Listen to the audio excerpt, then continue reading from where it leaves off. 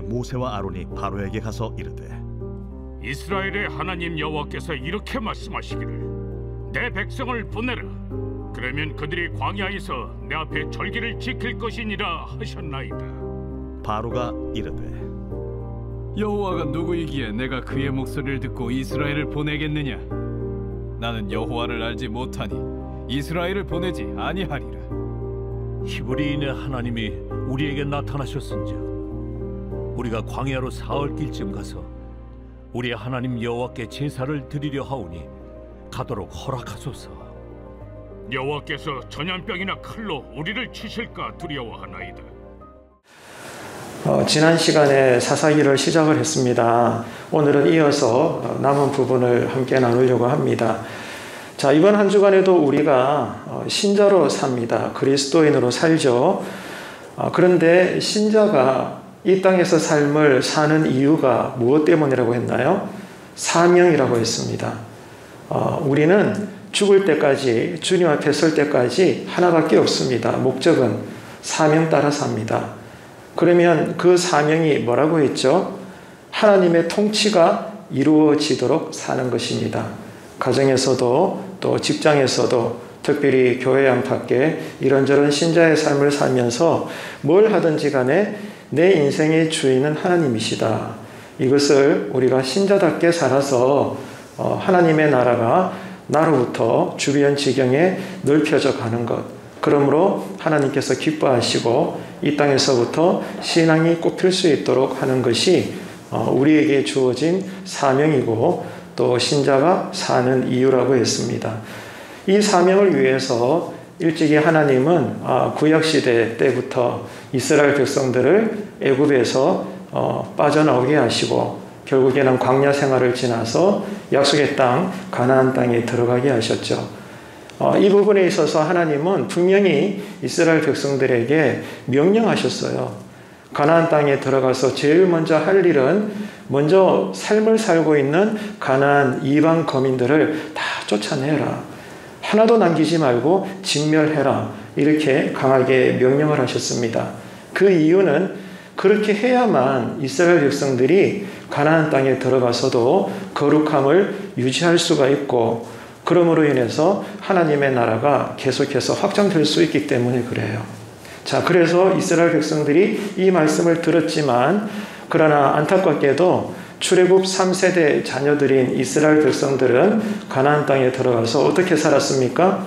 그들을 쫓아내기는커녕 그들과 동화되어 버립니다. 죄악된 삶과 타협을 하기로 선택을 한 거죠. 다시 말해서 하나님으로부터 받은 거룩한 사명을 버려버린 것입니다. 왜 이렇게 된 걸까? 여러 이유가 있겠지만 가장 중요한 이유는 먼저 삶을 살았던 출애굽 1세대 그리고 출애굽 2세대, 다시 말해서 현재 가나안에 들어간 이스라엘 백성들의 부모 세대가 불신앙으로 살았기 때문에 그래요. 부모의 믿음이 현재 가나안 삶을 살아야 될 3세대 자녀들에게 전달이 되지 않았던 것입니다. 다시 말해서 현재 부모의 신앙에 책임이 크다는 사실을 지난 시간에 우리가 강조를 했죠. 이렇게 믿음의 유산이 자녀들에게 내려가지 않으니까 어떻게 되겠습니까? 자연히 출애굽 3세대 이스라엘은 하나님을 모를 수밖에 없어요. 왜? 배우지를 못했으니까요. 믿음을 유산으로 받지 못하니까 눈에 보이지 않는 하나님을 어떻게 알 수 있겠습니까? 알 수가 없는 거예요. 하나님을 모르니까 일찍이 하나님이 이스라엘을 위해서 행하신 일들도 알지를 못합니다. 그러니 당연히 이미 가나안 땅에서 정착을 하고 있는 이 가나안 이방 거민들의 종교와 문화를 받아들일 수밖에 없는 거예요. 이게 그들의 삶의 현 주소였습니다. 자, 그러나 결국은 이 사실이 뭘 이야기하죠? 하나님은 분명히 가나안 땅을 선물로 주셨고 대신에 너희들이 정치를 해서 그 땅을 차지하는데 조건은 먼저 죄를 제거해라. 그 죄라는 것은 이방 거민들을 다 쫓아내라는 거예요. 그래야만 하나님이 통치할 수 있는 땅이 되는 겁니다. 근데 이것이 불순종되어졌으니 하나님 편에서는 하실 일이 뭘까요? 여러분이 하나님이라면 어떻게 하시겠어요? 다른 거 없죠? 아이고, 저 사람들 저래서 되겠나? 내가 가만히 안 놔둘 거야. 이런 마음을 가지고 하나님 편에서는 어쩌면 이스라엘을 다 멸절시키시고 길가에 있는 돌멩이를 명령하셔서 새로운 이스라엘 백성을 만들 수도 있는 거예요.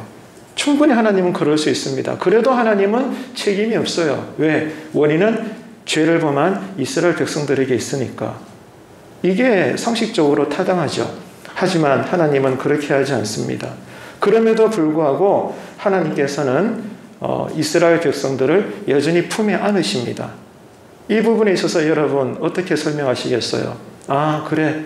하나님은 사랑이시니까, 하나님은 인자하시고 하나님은 자비로우신 분이니까 저렇게 죄를 지은 백성이라도 어떻게 버리시겠나, 품에 안으실 수밖에 없지. 여러분 그렇게 답변하실래요?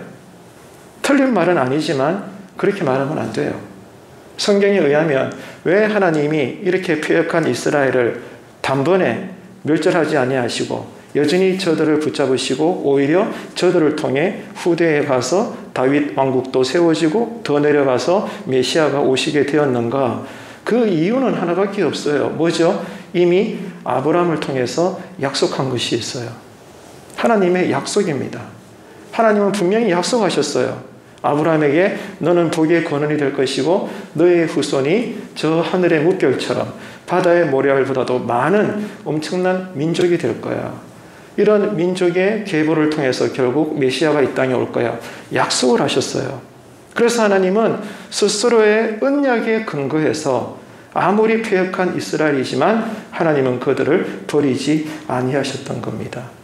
이것을 여러분 꼭 기억해야 돼요. 이것에 우리가 은혜를 받으면 놀라운 일이 일어납니다. 삶에서. 약속의 하나님을 여러분 묵상하시길 바랍니다. 힘들고 어려울 때 하나님이 나에게 뭐라고 약속하셨나? 성경을 읽으셔야 돼요. 힘들 때, 일이 안 풀릴 때, 자꾸 실패가 일어나게 될 때, 내 뜻대로 안 될 때, 하나님의 섭리를 잘 모르겠을 때, 그럴 때 우리가 할 일은 또다시 성경을 읽는 거예요. 왜? 거기에 나를 향하신 약속들이 다 기록되어 있거든요. 그래서 그 약속을 다시 받잡고 잃어버렸던 믿음을 우리가 소생케 해서 그 믿음으로 오늘과 내일을 살아낼 수 있는 약속의 자녀들 되시기를 바랍니다. 여러분, 그렇기 때문에 믿음이라는 것은 아무리 우리의 죄악이 커도 이 죄악보다 더 큰 것이 하나님의 은혜라는 거예요. 그래서 마귀는 언제나 우리 안에 들어와서 네 죄를 봐, 네 꼴을 봐, 이렇게 우리에게 정죄감을 심어주지만 성령님은 그것도 사실이긴 하지만 더 큰 사실을 바라보게 합니다. 그래, 마귀의 고발은 맞아. 그럼에도 불구하고 하나님은 너를 사랑하셔. 이 하나님의 은혜, 하나님의 더 크신 그 은혜의 보자기를 우리가 볼 수가 있어야 되는 거예요. 한번 따라합시다. 죄보다 은혜가 크다. 믿으시면 아멘 합시다. 죄보다 은혜가 큰 거예요. 그래서 여러분, 힘들고 어렵고 내 마음에 부정적인 감정과 언어가 막 올라올 때마다 우리는 뭘 해야 돼요? 자꾸 하나님의 은혜를 기억해야 되는 거예요. 받은 복을 헤아려 보십시오. 그러면은 그래, 그래도 나는 여전히 감사해. 이 고백이 나오게 된답니다. 그리고 나면은 그 다음에 어떤 고백이 또 나오죠? 여전히 주실 새로운 은혜를 기대하게 되는 거예요. 그래서 바른 믿음은 지금까지 주셨던 은혜를 기억하고 그리고 난 다음에 후반전에는 또 여전히 주실 은혜를 기대하는 거예요. 기억하고 기대하는 거.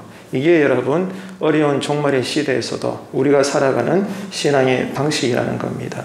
힘들고 어려울 때 하나님의 은혜에 더 집중하시는 여러분 되시기를 바랍니다. 이렇게 출애굽 3세대 이스라엘이 가나안의 족속들을 다 쫓아내지 않고 오히려 그들의 삶과 문화와 종교에 동화가 되었는데 그 결과가 두 가지라고 했어요. 지난 시간에 첫 번째 결과가 뭐죠? 결국 그들을 쫓아내지 않고 당연히 역시나 가나안의 문화에 동화가 되어져서 나타난 결과가 뭐냐? 하나님을 잊어버립니다. 그런 만큼 사명과 거룩함을 버려버리게 돼요. 최종 결과는 우상 숭배를 하게 되고 도덕적 타락으로 빠져들게 되는 것입니다. 이게 심각한 결과예요. 두 번째 결과는 이스라엘이 쫓아내야 되는데 쫓아내지 않은 가나안 거민들과 함께 어울려 살도록 하나님이 방치를 하시는데 그 가나안 거민들이 갈수록 이스라엘의 삶에 도움이 되기는커녕 가시가 되게 하고 올무가 되게 하신다.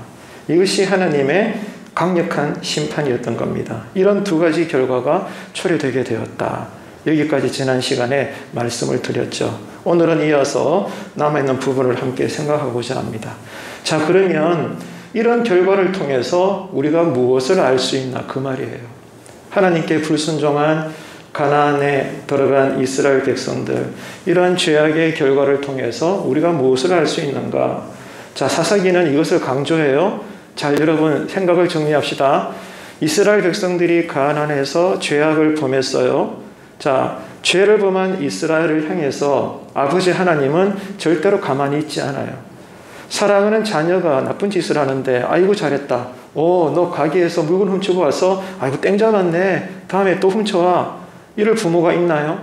한 명도 없어요. 자, 하나님은 우리를 사랑하시기 때문에 이스라엘 백성들이 약속의 땅에서 죄악을 범했을 때 하나님은 어떻게 하셨어요? 징계하셨어요. 예, 여러 가지로 이스라엘 백성들을 고통에 빠져들게 합니다. 그러니까 죄를 범했던 이스라엘 백성들이 죄의 결과로 징계를 받아서 아프니까 너무 괴로운 거예요. 그래서 힘들어하면서 하나님께 부르짖으니까 하나님도 우리의 아버지가 되시다 보니까 자녀에게는 부모 없다고 그렇게 엄격하신 여호와 하나님도 아이고 봐라 내 새끼들이 또 저렇게 머리를 쪼아리고 잘못했다고 비네. 아이고 어쩌겠노. 내가 용서해 줘야지. 이런 잘못을 회개하는 이스라엘 백성들을 향해서 불쌍히 여기시사 하나님은 매번 그때그때마다 누구를 보내요? 구원자 사사들을 보냅니다. 사사들을 보내어서 그들을 구원해 주시죠. 이런 분이 우리 아버지 하나님이세요. 여러분 그렇기 때문에 중요한 것은 성경에도 여러 번 나오지만 하나님을 찾으시길 바랍니다. 하나님을 구하십시오. 하나님께 부르짖으십시오. 그래야 우리가 삽니다. 근데 우리에게 믿음이 없다 보니까 그렇게 못 살 때가 많죠. 하지만 새해가 되었는데 이제 우리의 신앙을 새롭게 하셔서 성경에 가르친 대로 입을 열어 부르짖으시고 하나님께 매어 달리셔서 약속하신 바 하나님께서 우리에게 음성을 들려주시고 응답을 보여주시는 그 은혜를 새롭게 누리게 되시기를 바랍니다.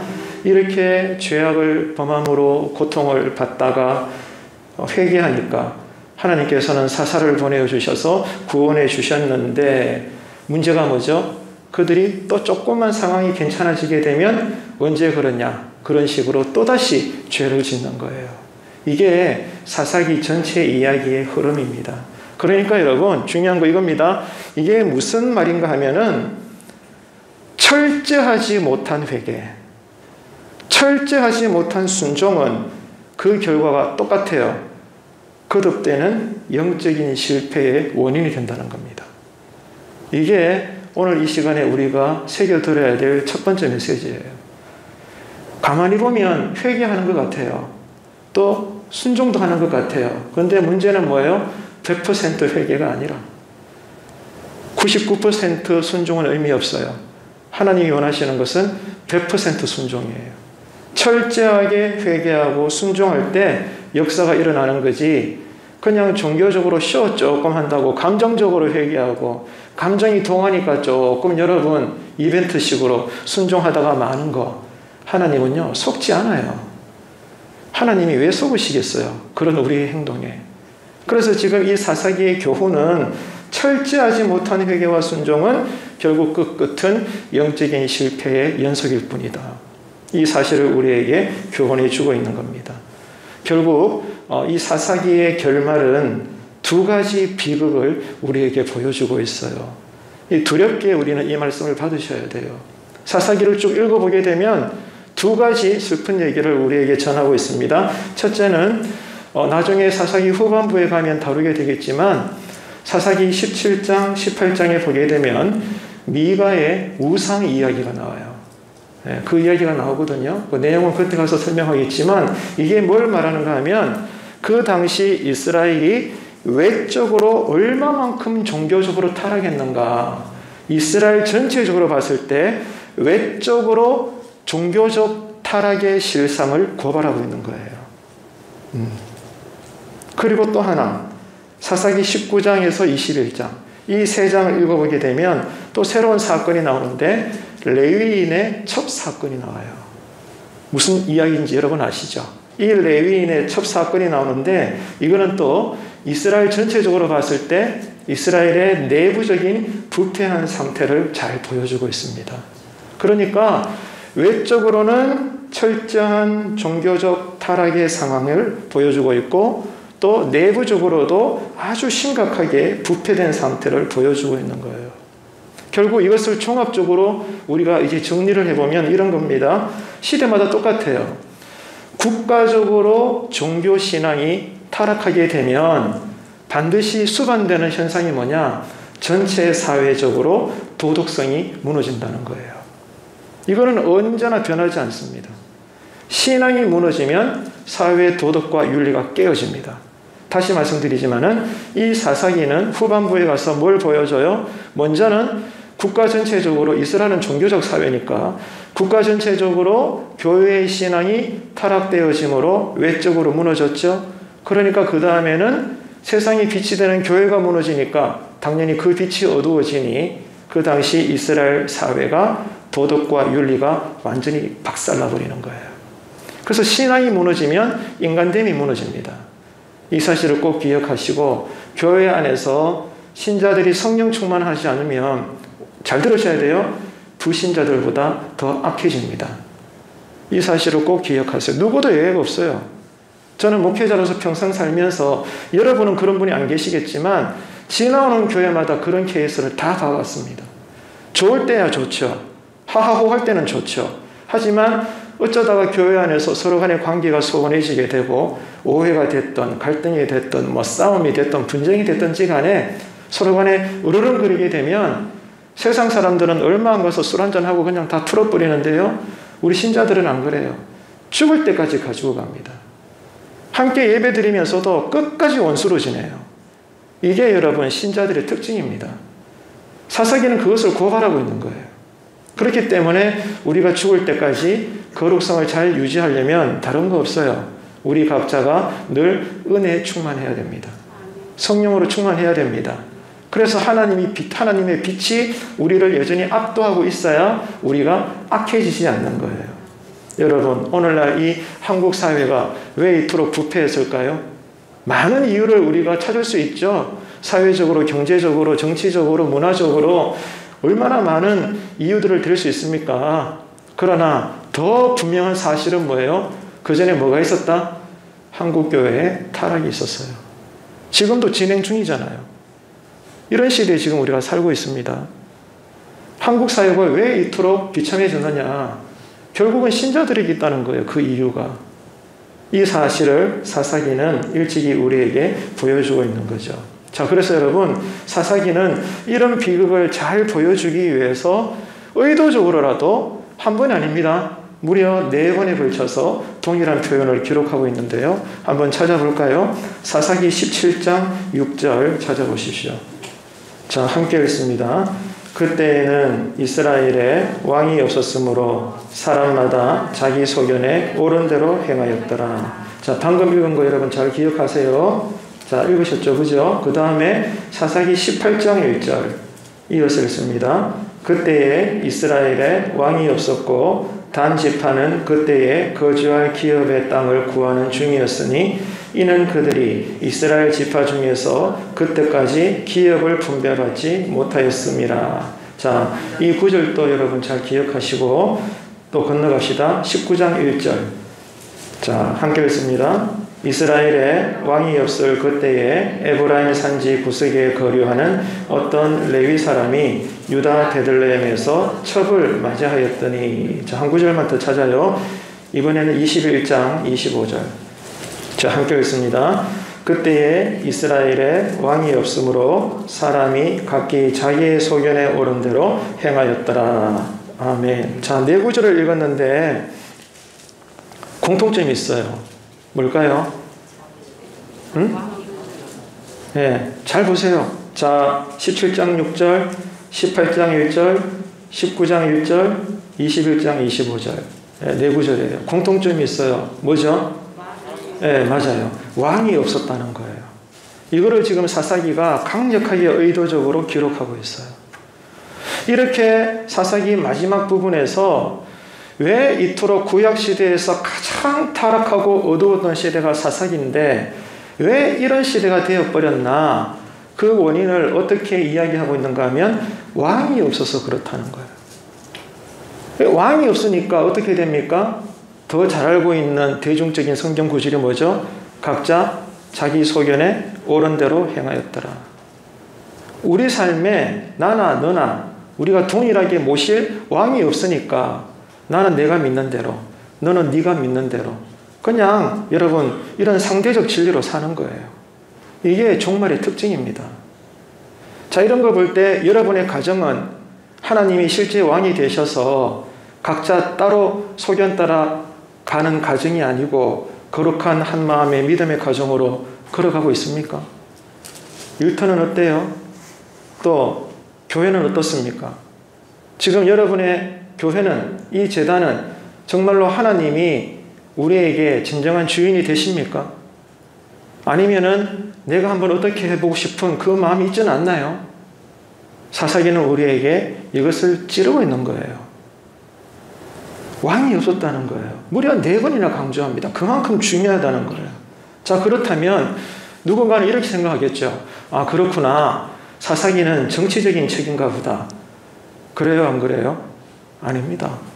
분명히 왕을 언급하고 있지만 그럼에도 사사기는 그냥 종교학습적으로 정치적인 책이 아니에요. 그럼 어떤 책이죠? 예언적인 책입니다. 예언서예요. 사사기도 따지고 보면. 사사기의 외침은 이겁니다. 한마디로 이야기하면, 자, 이스라엘 백성이 가나안에 들어가서 거룩성을 유지하기 위해서 죄악된 이방 문화를 척결해야 되는데 그러지 못하고 오히려 가나안화가 되어버렸잖아요. 동화를 했으니까. 자, 그 가나안화가 되어버리니까 어떤 일이 일어나죠? 가나안 사람들이 섬겼던 우상을 이스라엘 백성들도 섬기게 되는 거예요. 구체적으로 이야기하면 교회 안에서는 하나님 섬기고 교회 바깥에서는 물질을 섬기고 사람을 섬기고 환경을 두려워하고 그렇단 말이에요. 이게 가장 고약한 영적인 간음이에요. 우리가 우상 숭배했을 때 그 말을 할 때요, 하나님을 대놓고 부인하고 다른 어떤 새로운 신을 섬기는 게 아닙니다, 여러분. 하나님이 지금도 우리에게 야단치시는 것은 우상 숭배하지 말아라. 그 말은 하나님도 우리가 섬기면서도 다른 존재도 우리가 섬긴다는 거예요. 두 마음이에요, 두 마음. 이게 여러분 하나님께서는 우리를 향하여 영적인 간음을 했다라고 책망하시는 거예요. 지금 여러분에게 교회의 주인은 하나님이 되고 계십니까? 아니면 뭡니까? 여러분 가정에서 인생의 주인은 오직 하나님이십니까? 누굽니까, 여러분? 한번 스스로를 잘 돌아보시기를 바라요. 이 사사기라는 책의 외침은 이스라엘 백성들이 가나안화가 되어버려서 이 가나안의 우상들과 타협하는 만큼 심각한 건 이거예요. 이스라엘의 하나님을 버려버린 거예요. 이게 사사기의 고발입니다. 그래서 사사기의 최종적인 외침은 뭐냐? 이스라엘 백성들이 버려버린 약속대로 일하시는 언약의 하나님께로 회개하고 돌아와라. 그래야 너희들이 살 수 있어. 이렇게 말하는 거예요. 여러분 그 오징어 게임 다 보셨는지 모르겠지만 그 유명한 할아버지가 중간에 이런 말 하잖아요. 이러다 우리 다 죽어 이러잖아요. 보셨어요? 네, 보신 분은 알 거예요. 세계적인 대사가 되어버렸죠. 전 세계 사람들이 다 알아요. 이번에 그 할아버지 상도 받았잖아요. 아시아 최초로 그 영역에 있어서. 이러다가 우리 다 죽어. 바로 지금 그 짝이에요. 너희들 하나님을 버려버리면 너희들 다 죽어. 그러고 싶니? 그러지 마. 회개만이 살 길이야. 하나님께로 돌아와라. 하나님께로 돌아와라. 하나님은 여전히 너희를 통하여 일하시기를 원해. 이게 사사기의 핵심 외침이라는 거예요. 그래서 여러분, 우리 꽃노래도 2-3번 하면 잔소리를 하지만 그러나 그러지 맙시다. 무슨 말인가 하면 성경 어디를 보더라도 우리가 들어야 될 외침은 이거더라고요. 회개해야 된다는 거예요. 이게 우리가 할 일이랍니다.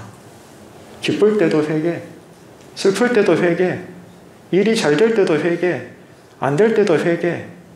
여러분, 지금도 이 말이 여러분 귀에 귀찮게 들리십니까? 진짜 심각한 거예요, 그러면.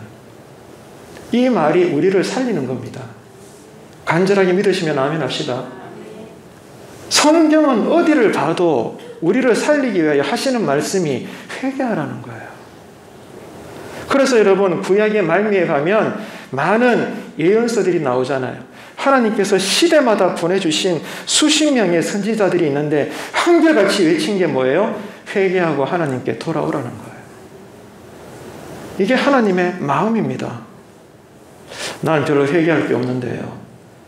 진짜 심각한 거예요.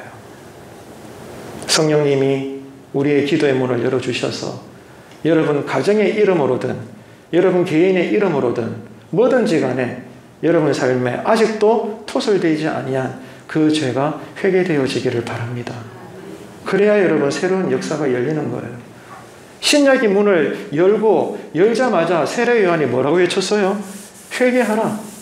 연이어 예수님도 공생의 첫 마디가 뭐예요? 회개하라. 손만 뻗으면 닿을 만큼 하나님의 나라가 가까이 왔느니라. 첫 메시지예요. 그만큼 중요한 거예요. 우리를 살리는 것은 회개라는 것입니다. 여러분, 그래서 이 사사기를 읽어보게 되면 특징이 있어요. 하나님께서 자꾸만 이 사사들을 보내어 주셔서 이 사사들을 통해서 이스라엘 역사에 개입하려고 하세요. 이거를 우리가 읽을 수 있습니다. 왜 그러시는 걸까? 이렇게 하시는 것은 하나님께서 은혜롭게 이스라엘 역사에 개입을 하셔야 그 이스라엘이 어떻게 되든 결국에는 선택을 받은 선민으로서 구별된 민족과 국가로서 앞으로 계속 역사를 흘러갈 수 있는 거예요. 그러니까 하나님께서 먼저 길을 닦아주지 않고 하나님께서 먼저 그들의 뒤치다꺼리를 해결해 주지 않고 그때그때마다 하나님이 핸들링하지 않으면 이스라엘은 붕사와 같아서 맹인과 같아서 저들은 잘났다고 자평할지 몰라도 결국은 저들은 낭떠러지에서 떨어 죽을 수밖에 없는 거예요. 그래서 하나님은 자꾸만 심할 정도로 이스라엘의 생활과 역사에 개입하셔서 그들을 이끌어 가시는 겁니다. 그래야만 이스라엘이 이스라엘다워질 수 있는 거예요. 이 말이 이해가 되나요? 그래서 우리가 날마다 은혜 받아야 될 이유가 이겁니다. 그래서 여러분, 우리는 힘들지라도 남들이 볼 때는 꼭 저렇게까지 예수 믿어야 되나? 너무 심한 거 아이가? 너무 별나게 믿지 마. 그런 얘기 들을 만큼 죽을 똥 살 똥 제단 앞에 나와 기도하고 교회 일에 매진하는 거예요. 왜? 은혜 받으려고. 은혜 받아야 우리가 신자답게 살 수 있어요. 내 스스로 한번 교회 생활 잘 해봐야지. 해보라 하십시오. 잘 되는가? 안 됩니다, 여러분. 성경이 지금 우리에게 보여주고 있는 거예요. 하나님이 은혜롭게 개입을 하셔야 우리의 거룩함이 유지가 되는 거예요. 그래서 사사기에서 하나님은 늘 날마다 그 당시 백성들을 향해서 변하지 않는 공식을 적용하십니다. 불변의 공식이에요. 그게 뭘까요? 순종은 복을 가져오고 불순종은 심판을 가져온다는 사실이에요. 사사기뿐만이 아니고 창세기부터 요한계시록 어디를 읽더라도 하나님의 이 율법은 변하지 않습니다. 복줄 자에게 복을 주시고 심판할 자에게 하나님은 심판하시오. 이게 하나님의 공평하심입니다. 이 사실을 잊지 마십시오. 하나님은 복줄 자에게 복을 줘요. 복줄 자에게 복을 준다는 것은 뭐가 있었다는 거죠? 그 사람이 순종했다는 거예요. 심판할 자에게 심판한다. 왜 심판하셔요? 약속하신 대로 불순종했기 때문에. 이게 하나님의 공의요, 하나님의 공평하심입니다. 이 사실을 깊이 묵상하시기를 바랍니다. 한번 따라해 볼까요? 아주 중요하기 때문에 순종은 복을 가져오고 불순종은 심판을 가져온다. 아멘이십니까? 진심으로 아멘 하셔야 돼요. 하나님은 지금도 이 원리가 변하지 않습니다. 그래서 사사기뿐만이 아니고 성경 전체 어디를 봐도 이스라엘이 때때로 주변 국가들과 싸우잖아요. 다른 민족들과. 그래서 전쟁에 싸워가지고 이 대적들과 싸워가지고 승리를 거둘 때마다 성경 읽어보세요. 진짜인가 아닌가? 그 성경은요, 뭘 기록하고 있는 줄 알아요? 이스라엘이 다른 민족과 싸워가지고 이겼을 때마다 구약이든 신약이든지 간에 성경의 관심은, 성경의 기록은 전쟁에서 이긴 이스라엘을 언급하기보다 그런 이스라엘을 다스리신 하나님을 더 많이 기록하고 있어요.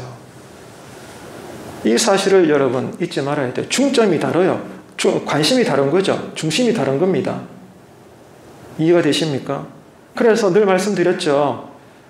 성경의 창세기에 아브라함의 일대기를 읽을 때 어떤 관점에서 읽으라고요? 아브라함이 저토록 믿음의 조상이 되었구나. 이게 아니고 저런 아브라함을 하나님이 꼭 집어가지고 믿음의 조상으로 삼으시기까지 저렇게 훈련시켰구나. 저렇게 하나님도 아브라함을 기다렸구나. 저렇게 하나님이 아브라함을 다스렸구나. 아브라함의 하나님을 성경은 기록하고 있는 거예요. 다윗도 마찬가지예요. 모세도 마찬가지고 사도 바울도 마찬가지예요. 지금 우리의 관심은 어디에 있습니까? 하나님께 있어야 되는 거예요. 내가 그 사람을 싫고 좋아하는 이유도 하나님께 있어야 되는 거예요. 하지만 우리는 하나님은 온데간데 없고 그냥 사람이 미운 거잖아요. 그 사람이 싫은 거잖아요. 또 내 코도 따라 저 사람이 좋은 거잖아요. 여전히 우리는 신앙을 모른다는 거죠. 성경은 전쟁에서 이긴 이스라엘에 관심을 두지 않고 이런 이스라엘을 다스리시는 하나님에게 더 많이 집중하고 있다. 이 사실을 사사기는 언급을 하고 있는 겁니다. 그래서 하나님은 왜 이렇게 이스라엘을 시시때때로 간섭하시면서 은혜를 주시는가? 이스라엘이 열방의 빛으로 쓰임받아야 되기 때문에 장기적인 목표를 가지고 하나님은 현재 이스라엘을 대하시는 거예요. 현재는 멸절해 버려도 상관없을 저 패역한 사람들이지만 그러나 그들을 약속대로 붙잡아야만이 나중에 뭐가 나와요? 예수님의 모형이 다윗이 세워지는 거예요. 그리고 이 다윗의 계보를 따라서 결국 누가 이 땅에 오셔요? 메시아 예수님이 오셔야 하는 거예요. 하나님의 눈은 거기까지 가 있는 거예요. 그래서 지금 자기에게 안 됨에도 불구하고 하나님의 공의의 이름으로 바로 멸절시켜도 괜찮을, 그러므로 하나님의 거룩하심이 더 드러남에도 불구하고 하나님은 여전히 이 패역한 출애굽 3세대 자녀들을 품고 계시는 거예요. 왜? 약속이 하나님이시니까. 이 사실을 우리가 기억을 해야 되는 거죠. 그래서 하나님은 이스라엘의 역사에 반복해서 개입을 하시는 겁니다. 사사기는 이것을 기록하고 있어요. 자, 이제 말씀을 정리하겠습니다. 그러면 사사기가 어떤 책이냐? 자, 첫 번째, 사사기는 이런 책이에요. 분명히 이스라엘은 사명을 받았지만 이 사명을 잊어버리고 세상과 동화되어져 버렸잖아요. 세상과 구별되어져서 거룩한 민족임을 가나안 땅에서도 드러내야 되는데 그러지를 못하고 가나안에 있는 사람들과 동화해 버린 거예요. 그 비극을 기록하고 있는 책입니다. 그래서 오늘날 우리가 이 책을 읽을 때 너희들은 그러지 말아라. 절대로 그러지 말아라. 이러한 실패를 반복하지 말아라. 구별되게 살아라. 그렇게 우리에게 말씀하시는 거예요. 다시 말해서 거룩한 삶을 위해서 가나안 족속들을 진멸하라는 하나님의 명령을 어기고 오히려 그들과 타협하고 동조함으로 인해서 결국은 쫓아내야 될 가나안이라는 그 죄성을 쫓아내지 못한 실패한 민족임을 사사기서는 조금도 숨기지 않고 우리들에게 고발하고 있습니다. 여러분, 우리 미래의 심판대에서도 이런 하나님의 책망이 드러나게 될 겁니다. 여러분 개개인에게 이 사실을 기억하세요. 지금 당장 하나님이 우리 눈에 안 보인다고 함부로 생각하고 함부로 판단하고 함부로 행동하지 마세요. 하나님은 다 듣고 계세요. 하나님은 다 보고 계신다고요. 지금 사사기가 이스라엘 백성일지라도 그들의 실패기를 다 기록하고 있잖아요. 그 말은 우리 미래의 심판대에서도 하나님이 그때는 우리를 감싸지 않아요. 나는 잊어버린 내 과거사를 다 끄집어낼 겁니다. 그때 여러분 어떻게 감당하시려고 그래요? 그래서 회개를 해야만 하나님은 우리의 죄악을 잊어버리시는 거예요. 기억하지 아니하시는 거예요. 이 하나님을 믿으시길 바랍니다. 회개하지 않으면 하나님은 기억하시는 거예요. 하지만 진심으로 회개하고 삶을 돌이키면 하나님은 그 죄악을 바다 깊은 곳까지 던져버리시기 때문에 우리의 죄악을 기억하지 아니하셔요. 이런 우리의 삶을 살아야 되는 것입니다. 다시 말해서 세상과 구별되어야 되는데 세상과 구별되지 못한 그 세대의 비극을 드러내면서 현실적으로 말하면 그 당시 가나안 거주민들을 쫓아내는 것에 실패했다. 이 사실을 고백하면서 본질적으로는 뭘 이야기하느냐? 유일하신 여호와 하나님을 섬기는 일에 이스라엘은 실패했노라. 꽝꽝꽝. 너희들은 그렇게 살지 말아라. 이렇게 가르치고 있는 거예요. 이게 첫 번째 교훈입니다. 두 번째로 사사기는 어떤 책이냐?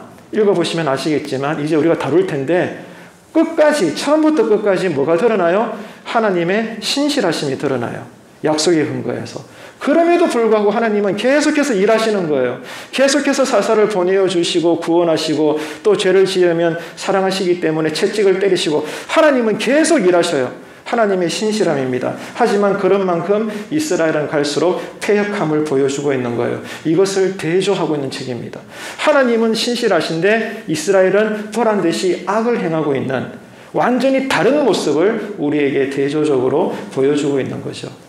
죄를 범한 이스라엘은 하나님의 재앙으로 인해서 극심한 괴로움을 겪었고 그래서 견디다 못해서 살려달라고 부르짖으면 하나님은 사랑이시다 보니 사사를 보내셔서 이 백성들을 구원하십니다. 하지만 이스라엘은 형편이 조금 나아지고 나면 아까 말씀드렸죠. 언제 그랬냐? 라는 식으로 또다시 죄악으로 돌아가게 되는 거예요. 이게 뭐죠? 사사기의 특징입니다. 죄의 악순환이에요. 이 사이클을 반복하는 거예요. 여러분 많이 들어보셨잖아요. 먼저 이스라엘에 죄가 있었죠. 이 죄의 대표성이 뭐라 그랬죠? 따라합시다. 우상숭배. 또 따라합시다. 부도덕. 자, 이스라엘이 가나안에서 범한 죄의 대표적인 특징은 우상숭배로 말미암아 사회의 윤리와 도덕이 무너졌다는 거예요. 이건 하나님의 나라가 아닙니다. 절대로. 이게 죄악이에요. 그래서 죄가 시작되어졌고 그 다음에 뭐예요? 하나님은 공의시기 때문에 이스라엘 백성들을 사랑하시기 때문에 그들을 때리시는 거예요. 징계가 일어납니다. 그러니까 아프잖아. 너무 괴롭잖아 이스라엘이. 그래서 살려달라고 간구합니다. 하나님은 이 간구를 못 이기셔가지고 사사를 보내가지고 구원하십니다. 하지만 언제 그랬냐? 또 상황이 나아지면 저들은 또다시 이 원점 죄로 돌아가는 거예요. 또다시 죄를 범합니다. 이게 사사기의 사이클이에요. 많이 들어보셨잖아요. 한번 따라해 볼까요? 죄, 징계, 간구, 구원, 죄. 자, 기억하셨어요? 이 사이클을 잘 기억하세요. 첫 번째 뭐라고? 두 번째? 두 번째 뭐라고요? 자, 죄를 범했으니까 하나님이 뭐예요? 징계. 세 번째는 이스라엘 아프니까 살려달라고 간구하죠. 그 다음에는 사사를 보내셔서 구원하시고 그 다음에는 또 언제 그랬냐? 죄를 짓는 거예요. 이 사이클 유명합니다. 잊지 마세요. 다시 합시다. 첫 번째 뭐라고? 두 번째, 세 번째, 네 번째, 다섯 번째, 죄. 이렇게 여러분 사사기가 죄의 악순환을 기록하는데 아셨어요? 사사기를 읽어보게 되면 이 사이클이 몇 번 반복될까요? 여러 번. 맞네. 정답이네. 정확하게 6번이나 반복됩니다. 6번. 끔찍하잖아요. 이 정도로 우리가 악합니다. 이 정도로 우리가 되먹지 않았다고 해요. 그래서 절대로 사람은요, 의지할 존재가 아닙니다. 그저 사랑할 존재입니다. 우리가 의지할 분은 하나님밖에 없는 줄로 믿습니다. 6번이나 반복돼요. 그리고 더 심각한 것은 반복되어질수록 이스라엘의 영적인 암흑기는 더 어두워진다는 거예요. 이게 죄의 특징입니다. 그래서 여러분 이런 사사기의 죄의 악순환을 보면서 중요한 교훈이 뭐냐? 진정한 회개와 삶의 방향의 전환이 없으면 잘 들으세요. 우리가 그토록 원하는 인생의 회복과 신앙의 성장은 없습니다. 하나님은 그런 분입니다. 회개하지 않는 자에게 절대로 하나님은 복을 주시지 않습니다. 여러분이 원하는 성장이 됐든 부흥이 됐든 발전이 됐든 하나님은 허락하지 않으셔요. 그래서 하나님은 우리에게 복 주시려고 뭐라고 말씀하신다? 주구장창 회개해라, 회개해라. 나는 너에게 복을 주고 싶구나. 이 마음을 읽으시게 되기를 축복합니다. 사사기가 이것을 강조하고 있는 거예요. 그래 여러분 현실적으로 얘기합시다. 여러분 이 교회가 부흥되기를 원하시죠? 원하시는 분은 아멘 하십시오. 성장하기 원하시면 아멘 하십시오. 부흥되기를 원하시죠? 어떻게 해야 부흥될까요?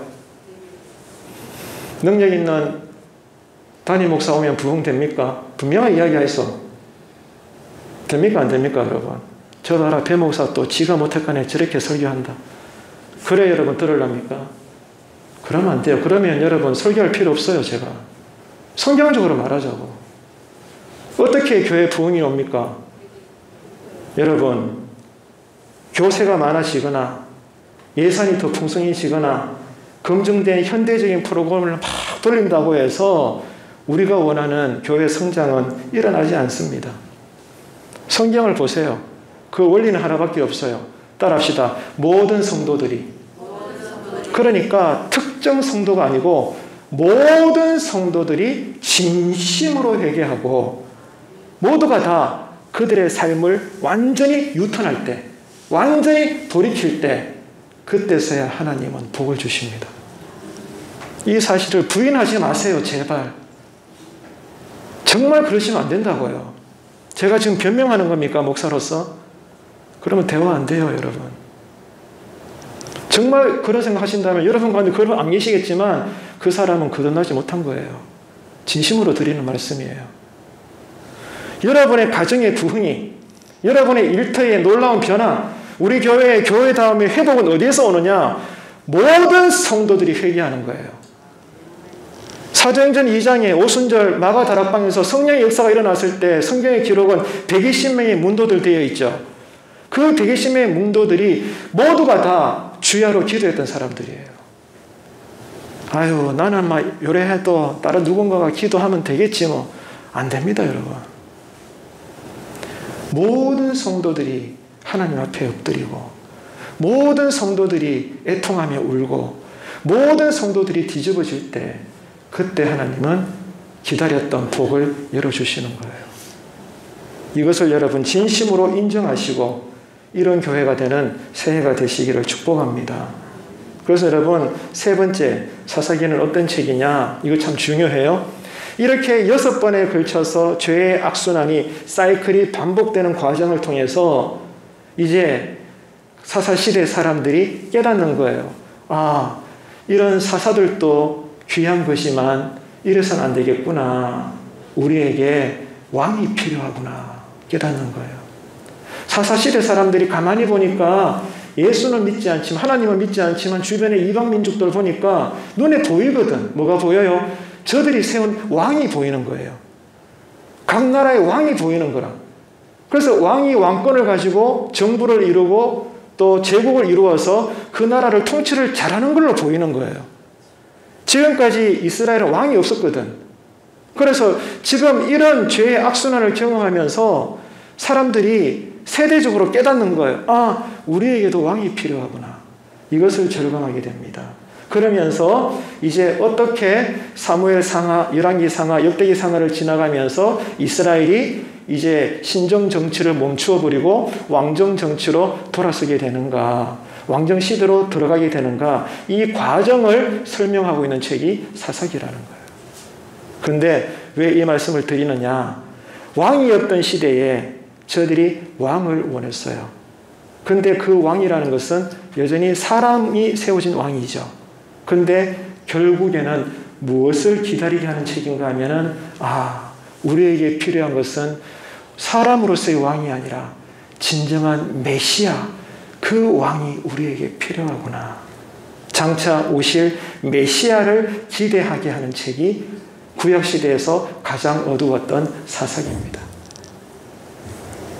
이해가 되세요? 네. 더 어두울수록, 더 어두운 공간일수록 작은 불빛은 더 강하게, 강렬하게 도드라지게 보여지는 것처럼 시대가 어두울수록 여러분 성령님은 역사하셔서 그 가운데 살아있는 예배자들에게 어떤 소망을 줘요? 오시옵소서 메시아 나의 주여. 메시아, 진정으로 당신만이 우리의 삶의 왕이 되십니다. 왕이 없는 이 땅에 당신이 오셔서 우리를 다스려 주옵소서. 할렐루야. 진정한 왕으로서의 메시아 오실 것을 기다리게 하는 책이에요. 그래서 여러분, 이 사사기를 통해서 교회와 신자로서의 사명을 다시 회복해서 그들처럼 세상에 동화되지 말고 주님 오실 때까지 각자의 삶의 자리에서 신자답게, 교회답게 하나님 나라의 삶을 잘 살아내는 은혜가 있게 되기를 축복합니다. 그래서 이렇게 되기 위해 정말 중요한 것은 어떤 순간에도 여러분 진실로 우리는 고백해야 돼요. 내 인생의 주인은 하나님이시다. 그 사실을 고백하세요. 여러분도 그러시겠지만 저도 틈틈이 그것을 훈련해요. 제가 무언가를 주장하고 싶을 때, 내 마음에 어두운 감정이 막 올라와서 쏘아붙이고 싶을 때, 진짜 내가 억울함을 당했을 때 나도 막 말하고 싶어요. 하지만 저는 지금까지 목회하면서 하나님이 그 훈련을 시키시더라고요. 절대로 인간 앞에 나는 말하지 아니하리라. 그래서 내 입을 하나님께서 닫게 하시더라고요. 저는 이게 은혜라고 믿습니다. 저는 이 하나님을 저는 사랑합니다. 그러면 하나님이 일하십니다. 여러분이 입을 열면 하나님이 입을 닫아요. 여러분이 움직이면 하나님은 일하지 않습니다. 이 하나님을 여러분 기대하시고 이 하나님을 소망하셔서 여러분 가정에 문제가 있습니까? 여러분 삶에 어려움이 있습니까? 말하기보다, 앞서려고 하기보다 하나님보다 뒤에 있어서 하나님이 먼저 일할 수 있도록 회개의 역사가 먼저 내 안에, 내 삶에 일어날 수 있는 살아있는 회복되는 교회 신앙, 성도의 삶이 되시기를 주님의 이름으로 축복합니다.